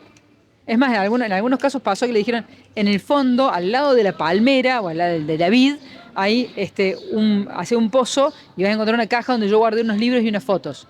Por favor, déjeme recuperar eso. En algunos casos hasta eran armenios que estaban ya convertidos al nombre turco, supuestamente musulmanes, para que no los echaran, y vivían en esas casas y le permitían y hacían el pozo y encontraban las cosas. Emocionante. En algunos casos te encontraron barritas de oro que le habían dicho que habían guardado para preservarla, suponiendo que en algún momento volvieran. Algunos que decían, che, mira, yo encontré estas cajas cuando hicimos la huerta y estaba esto, llévatelo. Es profundamente emocionante lo que se cuenta en esas historias. Eh, el genocidio acontece primero por esta idea de panturquismo que tenían, que era unir los países de origen túrquico por una cuestión geopolítica, por una cuestión de recuperar el poderío, porque los turcos siguen sintiendo que son ese poder turco que fueron en la época de otomano. ¿Contexto geopolítico mundial era post Primera Guerra Mundial? ¿Era durante la Guerra Mundial, la Primera Guerra Mundial? ¿Cómo fue? Aprovecharon la Primera Guerra Mundial para usarlo de excusa para que la gente se fuera. Entraron en 1915 y empezaron, che, vamos, lo vamos a llevar a otro lugar seguro porque están viniendo para acá. O sea, la gente sabía lo que estaba aconteciendo en el mundo. Entonces, vamos que están viniendo para acá, vienen a buscarlos, así que los vamos a guiar hacia otro lugar. Y la gente, en el pánico, en el arrastre, fue. Y cuando se fueron, los terminaban llevando a grandes pozos y a grandes montañas que se convirtieron después en los lugares de la muerte. El desierto de Derzor, el río Arax, que era literal rojo, porque al que se escapaba los achuraban y los tiraban adentro del río. Algunos que se tiraban bajo los muertos, se metían abajo de los muertos para poder escaparse de los que venían a matarlos. Familias que, en realidad, la verdad es que es tétrico contar qué hacían, cómo cuando se deshidrataban y tomaban hasta su orina, comían barro, lo que fuera con tal de darle supervivencia a los hijos.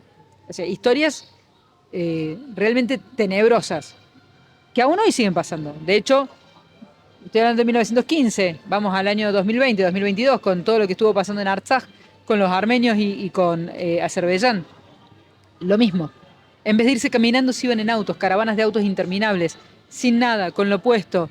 Gente que dejó sus casas. O sea, Artsaj era un país, un enclave, un país que tenía tecnología de punta.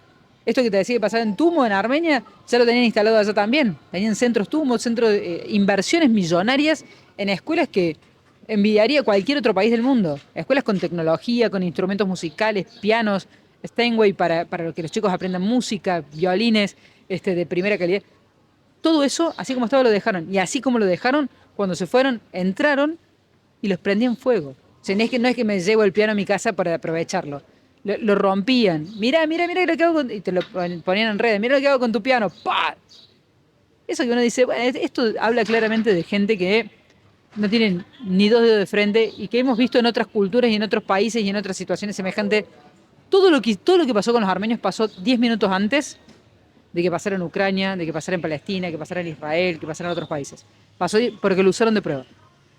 Cuando los armenios gritaron diciéndoles, che, guarda que ya pasó esto, guarda que esto le va a pasar a otro. Y ahí quedó.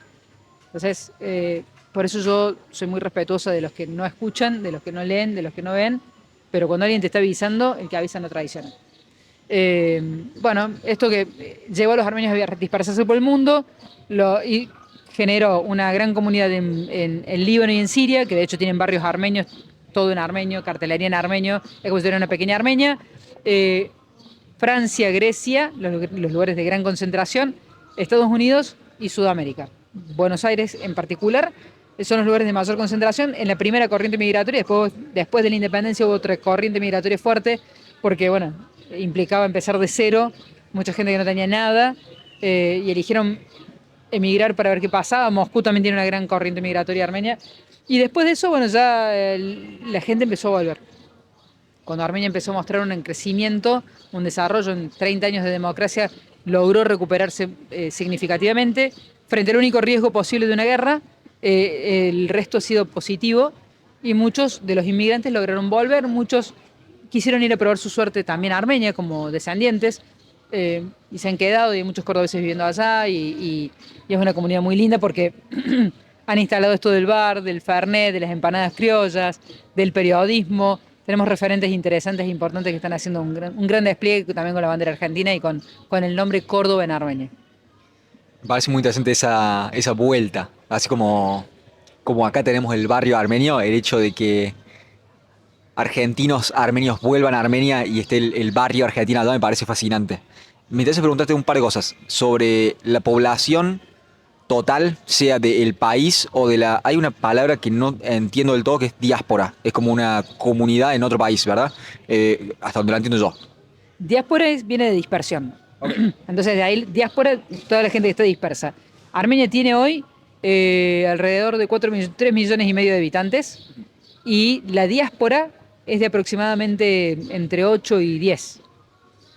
Eso me vuelve loco. O sea, cuando hay más gente afuera del país que adentro. De hecho, cuando se produce el genocidio, otra de las variables, que a veces bueno, se murió 1,5 millones de personas. ¿Cuántos habitaban en ese momento Armenia? 2.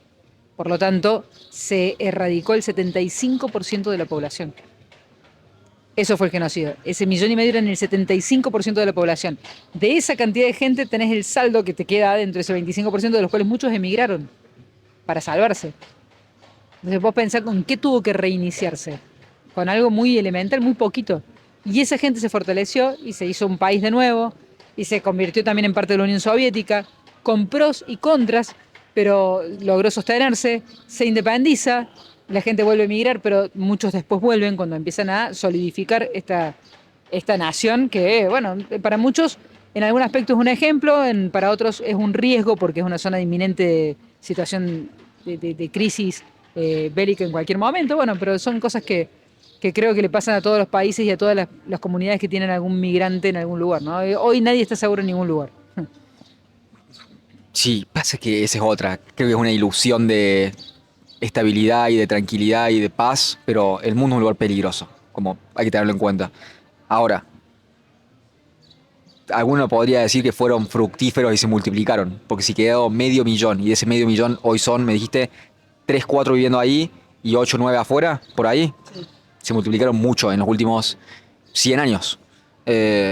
Celebro que haya sido el caso. Me interesa preguntarte esto que mencionaste el último. Todas las preguntas que iba teniendo me las fuiste respondiendo en el durante, sobre esto de los primeros cristianos, sobre el genocidio y también preguntarte esto que acabas de tocar, sobre ese periodo entre 1915, la Primera Guerra Mundial, hasta el 91 que cae el muro de Berlín en el 89, se disuelve la URSS en el 91. ¿Cómo fue los años de la Unión Soviética, de ser parte de la Unión Soviética, y la transición, me dijiste, son los últimos 30 años de democracia? ¿Cómo ha sido ese intercambio de sistemas? Pero antes, ¿era menos libre? ¿Había mucho control de Moscú sobre Armenia? Pregúntate eso.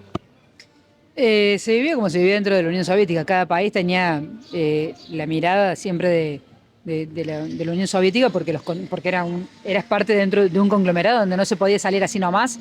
O sea, había toda una serie de requisitos y donde entrar también tenía una serie de requisitos. La Unión Soviética fue una ayuda importante para preservar lo poco que quedó después del genocidio. Eh, Industrializó y generó un montón de cosas y generó un montón de monumentos, grandes monumentos al estilo muy soviético. Los colores de la construcción también se modificaron un poco porque ya empezaban a aparecer estas influencias. Dejó algunas cosas buenas como esto de que te acabo de mencionar y también esto de que la gente pudiera tener salud, trabajo y seguridad. Calculo que debe haber tenido también todas las contras que tuvo en su momento en la época de la Unión Soviética.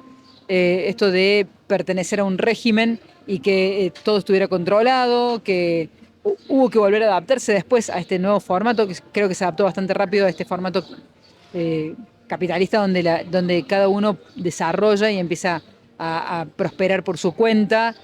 Antes era todo de todos. Y bueno, también hubo que reaprender otras cosas. No te puedo decir si fue mejor o peor, porque para eso creo que habría que haber estado ahí. Para algunos fue mejor, para otros fue incómodo. Eh, pero sí puedo decir que por lo menos sirvió para que pudieran preservar la vida y poder perdurar. Les permitieron su religión, les permitieron su cultura, les permitieron desarrollar, les permitieron crecer, y eso yo a esa parte ya la respeto. Si te permiten ser, ya es un montón. Poder seguir siendo vos dentro de la estructura que ellos tenían. Por supuesto que hubo cosas discutibles, debatibles, y otras que mucha gente ni siquiera pone en tela de juicio, pero bueno, el 91 fue un año bisagra, eso sí fue difícil, porque quemaban hasta los durmientes del tren para poder calefaccionarse, porque no tenían nada. La industria soviética tenía esta particularidad, ¿no? De, vamos a hacer un avión, bueno, acá hacemos el ala, acá hacemos el tanque, acá hacemos una parte del motor, acá otra parte del motor, cosa de que no se dividieran, que nadie quisiera escindirse con una industria propia. Pero bueno, Armenia también tenía otras herramientas con las que pudo desarrollarse, el mundo vitivinícola, la parte del brandy, el desarrollo de determinados productos de la tierra, algo del mundo del diamante también que pudo desplegar. Así que bueno, me parece que por ahí le sirvió como para poder abrirse camino en este mundo nuevo que se les avecinaba después del 91.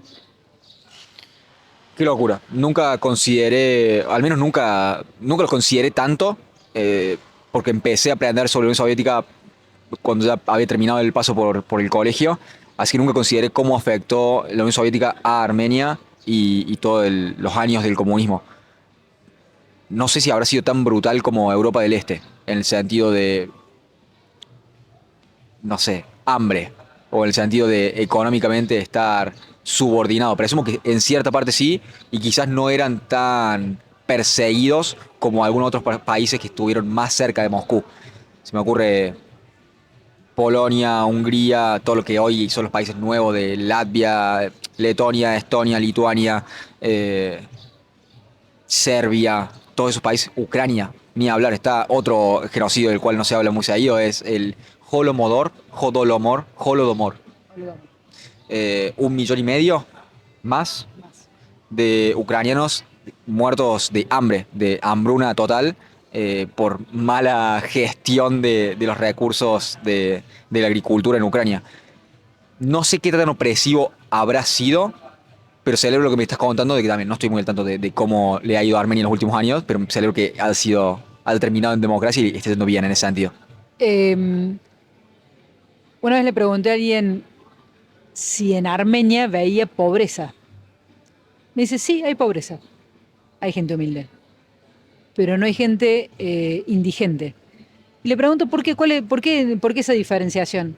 Me dice, porque la gente, todos tienen una casa, el que no vive en los monobloc, que son estructuras típicas soviéticas, el que no vive en un monobloc vive en una casa. Y el que vive en una casa tiene al menos un pedazo de tierra como este, donde planta algo.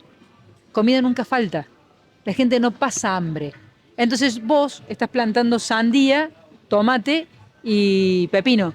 Y yo planté lechuga, rúcula y zanahoria. Entonces lo que me queda a mí te lo doy a vos y vos me lo das a mí y generes una comunidad.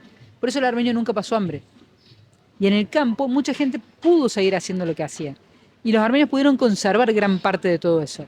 Eh, de hecho, a mi gusto, no soy una gran bebedora ni una experta conocedora, pero para mí el vodka más rico que probé lo probé de un alambique de muchas casas que tienen incluso hasta el alambique para hacerse su vodka casero. 95 grados, terminás zapateando arriba del techo, pero probás algo que tiene sabor mucho casero, mucho. De hecho, cuando llegó una gran corriente de todas estas cadenas de comidas y duraron un tiempo porque fue el furor y después como que quedaron cadenas locales con sabores y cosas locales. No es que no gustaran, no es que no les fuera bien, sino que fue decantando. Ya hasta salió la novedad y nos quedamos con esto, porque el turismo que va a Armenia también va a consumir el sabor propio. Y eso también es parte de haber podido conservar la tradición, la cultura, la historia. Me parece que tiene mucho también de eso, mucho turismo. Hoy tiene un gran caudal de turismo europeo y del mundo y de diáspora que va. para conocer, para reconocer que vuelve después de muchos viajes, porque siempre te queda algo por descubrir. Pauli, déjame hacerte el último salto. Salto, ¿cómo se dice cuando hace un salto para la derecha y para la izquierda? Lateral, no un salto lateral, vamos a hacer un salto lateral a esto que me mencionaste y pasamos rápidamente por ahí sobre la borra de café. Me dijiste generalmente se le dice café turco, pero en realidad es de Medio Oriente ese café. Preguntarte sobre eso. Fuera de cámara me dijiste que haces lectura de la borra de café. ¿Cómo funciona eso? Y preguntarte cómo funciona y qué crees que es. Si es algo más divertido, te pregunto, porque hay gente que. Te voy a tirar el horóscopo, no sé cuánto creas en el horóscopo. Hay gente que lo ve y como, bueno, esto es lo que dice que me va a pasar este año y chau. Y hay gente que vive a través de eso. Entonces preguntarte qué tan determinante pensás que es en la vida de una persona, si es más entretenimiento que otra cosa, o si es algo que realmente pensás que hay un hilo, vamos a decir, de experiencia o de espiritualidad en cuanto a esto está conectado con algo que puede determinar o puede ayudarte a entender tu propia vida. ¿Cómo lo ves? ¿Cómo lo vivís? ¿Y de qué va? ¿Cómo funciona? Bueno, la lectura de borra del café es algo que es muy cercano a las comunidades orientales, a los que toman el café con borra, porque vos terminás de tomar el café y vas a ver que la mayoría de la gente que toma el café y lo da vuelta, seguramente que es árabe, griego, armenio, egipcio, porque es una tradición, es una costumbre. Entonces después lo das vuelta y alguien te lee. Algunos lo hacen a modo de, mira, interactuar, como una costumbre. Y hay gente que tiene esa capacidad de encontrarse con lo que el dibujo de la borra te deja. Eh, Generalmente son tradiciones que se pasan de generación en generación, más mayoritariamente a las mujeres, pero además de eso también hay una cuestión que tiene que ver con generar un contacto, un vínculo con el otro. Yo no lo podía entender, no sabía, yo no sé cómo me llegó. Yo siempre digo que vi una tía que leía la borra del café, que yo un día le pregunté y creí que con eso había aprendido, pero no.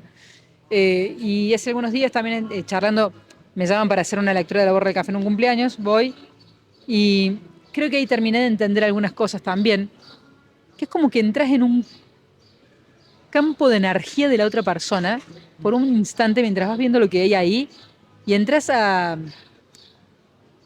ver imágenes que te permiten interpretar un poco lo que le pasa a esa persona en ese momento.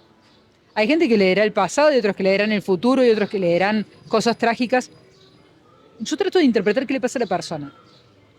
Y hay muchos que vienen a preguntar, vienen algunos que dicen, che, ¿y cómo se llama la persona que ves en el café?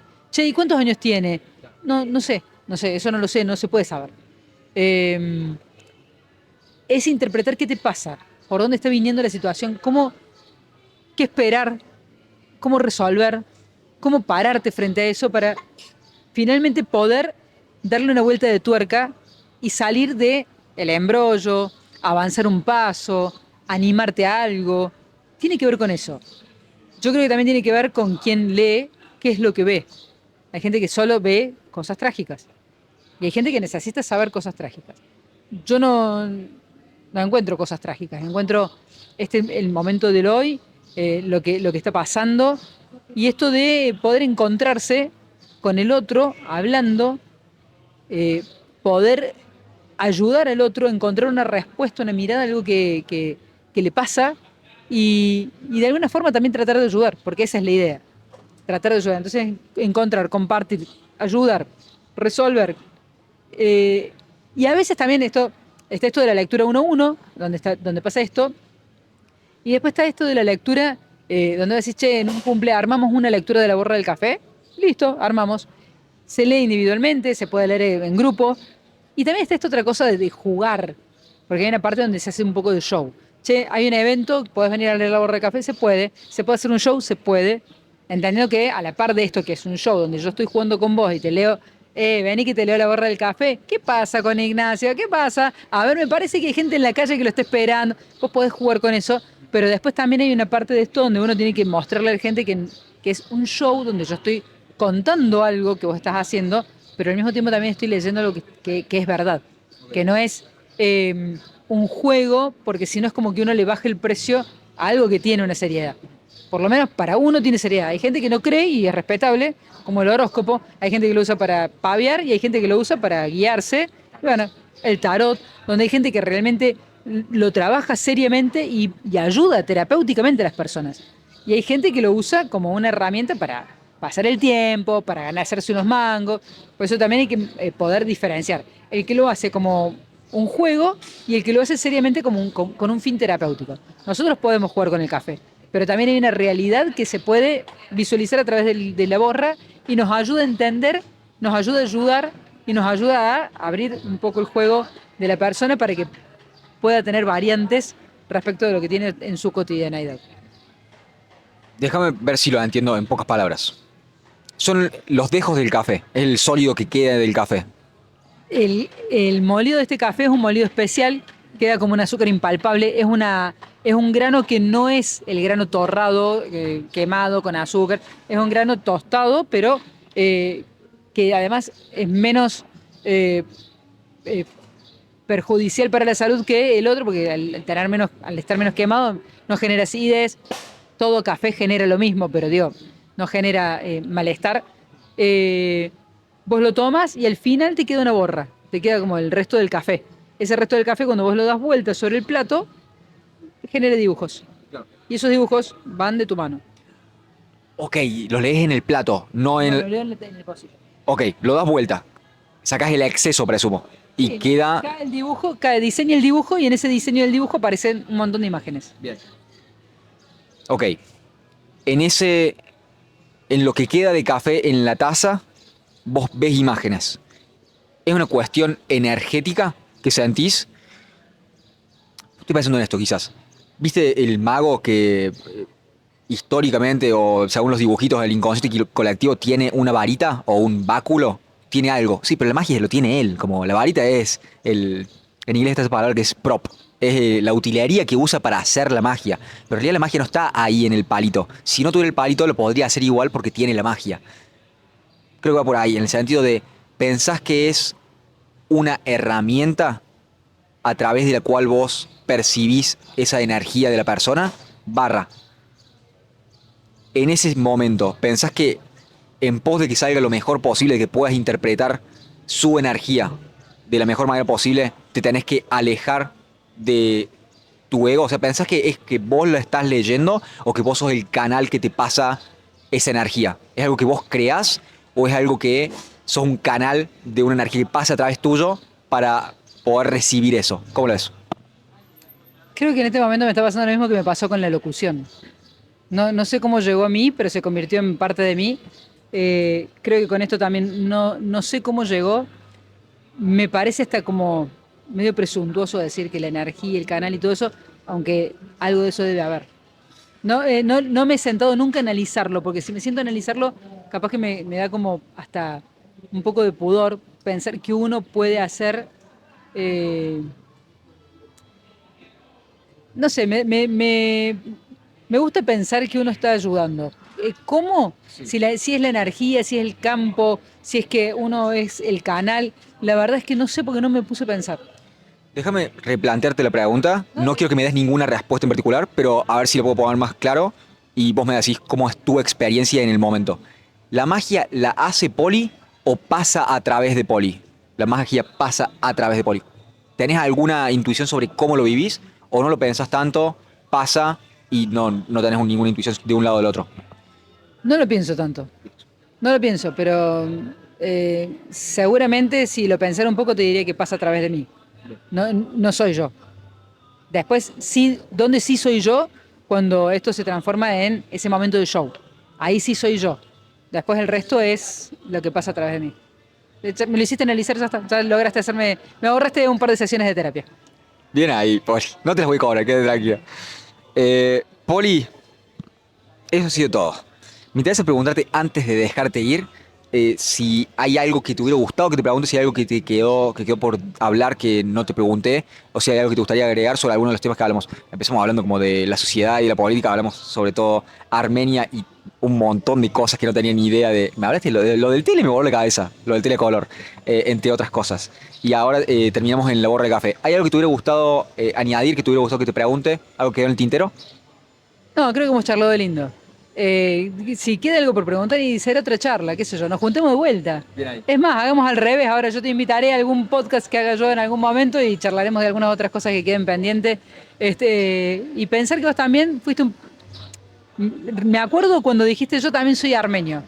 ¿Eras chiquito? Cuarto, quinto grado, dijiste yo soy armenio. Y vos decías que eras armenio. Y quería ser ferrarián. Me acuerdo de eso y me acuerdo que también eso te lo dije, ya sos armenio porque jugás al ajedrez. ¿Te acordás?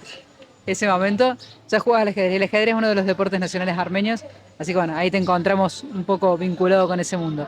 Yo lo único que tengo es para agradecer, porque la posibilidad de hablar, de poder hablar libremente, tranquilos, el que sea en este lugar, que sea en el afuera, que sea con la gente, que sea en un lugar tan cordobés como este, en un lugar con tanta historia como esta calle, frente al Montserrat, a la Universidad Nacional de Córdoba, en un lugar donde también de esto que hemos hablado tiene una raíz, la formación, la educación, la historia, la tradición, la identidad, que sea en este lugar donde también muchos armenios vinieron a formarse, la Universidad Nacional de Córdoba, en el Montserrat, en estos pre-universitarios que tenemos en Córdoba, que sea en este lugar donde también muchos armenios han comerciado y siguen comerciando por acá cerca, en este lugar donde caminé también tantas veces, porque alguna vez estudié Derecho, porque también venía para esas visitas de novia que hacía a mi marido cuando tenía el negocio en la otra cuadra, esto de también encontrarse en un punto tan neurálgico de una Córdoba donde tantas voces se aunan en un espacio donde Nacho nos reúne y nos propone este encuentro y que estaría bueno que el que pase se siente, traiga con un par de sillas y se sienten a escuchar estas charlas que se dan de manera tan amable, tan amigable, tan locas, tan, tan, tan con el sello propio que hacen que sean distintas, diferentes y que sean productivas. Bellísimo, Poli. Par de cosas para decirte. Primero, sos fascinante. La segunda es tener una memoria de elefante, porque no hubiera pensado que te acuerdas de que sí jugaba ajedrez. Me das pie para decir también, uno, jugaba ajedrez cuando era chico y aprendí en el colegio armenio. Y dos, una curiosidad, que por ahí no la tengo todos los días presente, pero siempre me pareció algo interesante, que en la selección de los abanderados y de los escoltas, me seleccionaron de quinto grado a sexto grado, me seleccionaron para ser el portador de la bandera armenia, lo cual yo no tengo lazos de sangre, pero me pareció siempre algo muy, muy lindo, muy generoso de que me hayan elegido para eso, para cargar con la bandera a esa corta edad del primario. Y siempre he estado muy agradecido y ciertamente no sería quien soy hoy si no hubiera tenido ese tránsito a través del colegio armenio y a través de estar en contacto tangencialmente con la cultura. De vuelta, eh, para cerrar, agradecerte a vos, agradecerte tus palabras, agradecerte tu voluntad. Te hablé ayer, así que de haber aparecido de un día para el otro y de hablar conmigo y de tu tiempo. Ha sido un gusto y bueno, quedará para otra vez. ¿Algo que quede en el tintero? Sí, queda en el tintero un abrazo. Un abrazo. Poli. Muchísimas gracias. Gracias por tus palabras, gracias por tu tiempo, gracias por hablar conmigo esta tarde. Ha sido un gusto.